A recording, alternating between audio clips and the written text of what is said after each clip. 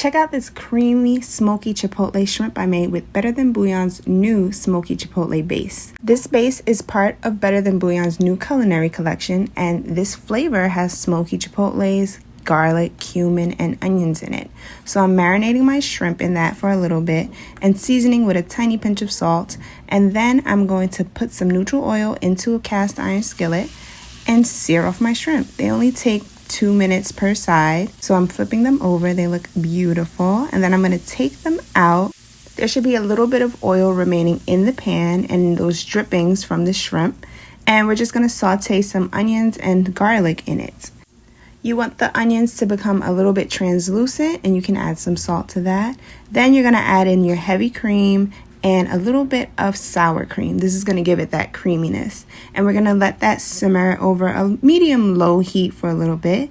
Then we're going to add in another teaspoon of our smoky chipotle base, and this is really going to kick that sauce up. So you'll have the smoothness and creaminess from the heavy cream and sour cream, but that smoky, a little bit of spice from that base.